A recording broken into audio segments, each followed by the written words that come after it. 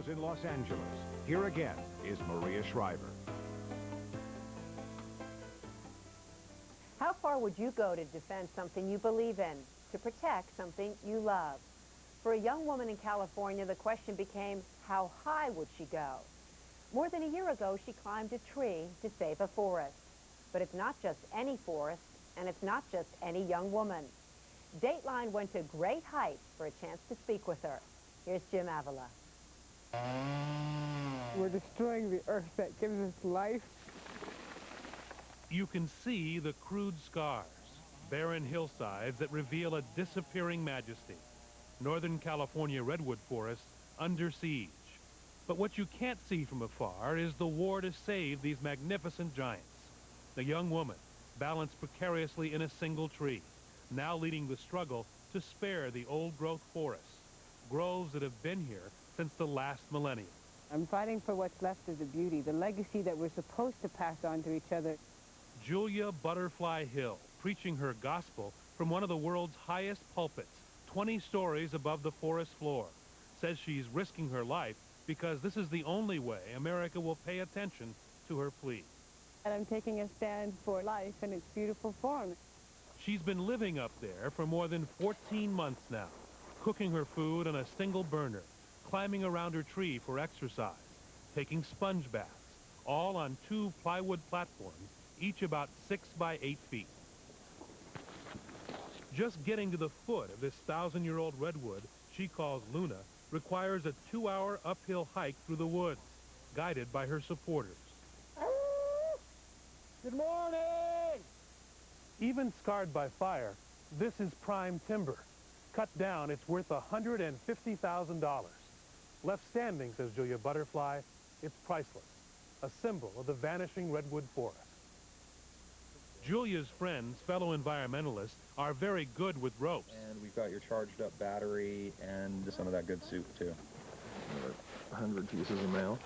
And 3 times a week, they climb up to her isolated perch with fresh supplies and bring down the waste. I'm very blessed to have an amazing support team that has helped hike up food and supplies to keep me fed. She has no heat, no electricity, no artificial light, just a sleeping bag and a cell phone, from which this 24-year-old does what no other environmentalist has managed before: focus worldwide media attention on the fact that only 3% of the virgin redwood forest remain. I was down on the ground, and a lot of other people are down on the ground trying to say, hey, excuse me, will you please pay attention to what's happening out here? And guess what? It didn't make it out there. And she's busy. That's really pretty. I receive over 100 letters a week, and I respond to each and every one of them. And that keeps her vigil from being a lonely one. I really wish I had time to get lonely. I light up my candles and I work long into the night.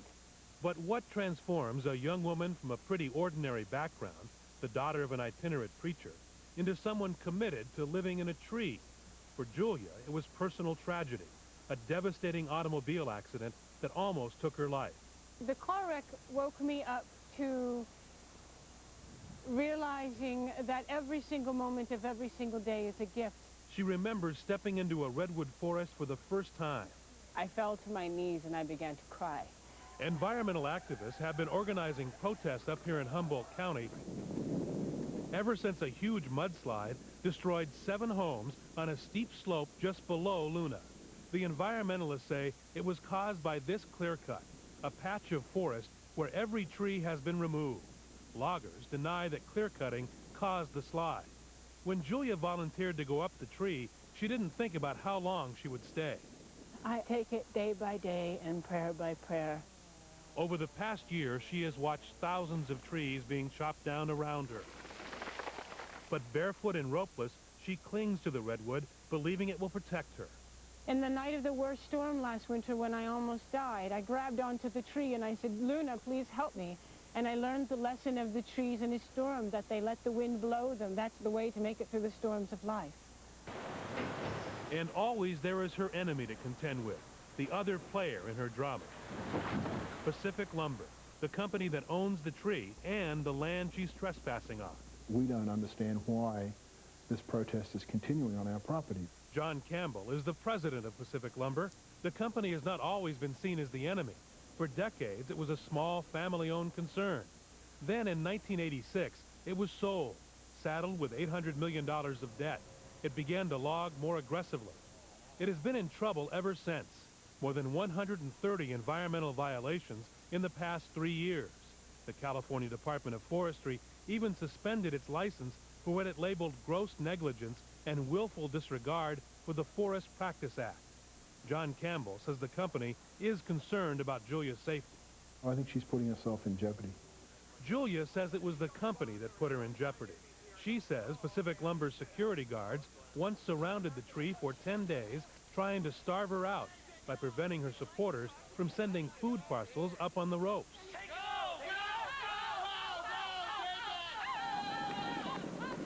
And she remembers that day a year ago when the company's logging chopper buzzed her platform. My life has been in danger more by Pacific Lumber hovering helicopters above my head and cutting through the trees growing out of Luna's trunk, cutting other trees so close they hit Luna on the way down. These days, the company's official position is to ignore Julia. Good morning! If she wants to stay there, she's free to do it. We're going to leave her alone. Pacific Lumber denies logging close to her, but says that if she left, Luna would eventually become redwood decks. No doubt if she left, at some point in time, we'd go back and harvest those trees. Why not just tell her, guarantee that you won't cut that tree down? Well, I think it's a little like giving in to terrorists the other way. I think that may encourage us 400 or 500 tree sitters, and we just can't give up all the trees across our property because people are sitting in them. John Campbell defends their practices as merely good business. We're growing and hope to continue to grow. That's sort of the American way. But when Julia Butterfly climbs to the top of her tree, she says she sees not good business, but old-fashioned greed. Pacific Lumber does not care about anything but a profit. So for now, she just sits in her tree, so that if it falls in the forest, someone hears the noise. I have been given this once-in-a-lifetime experience, and I want to make sure that before my feet touch the ground, I have truly done everything I possibly can.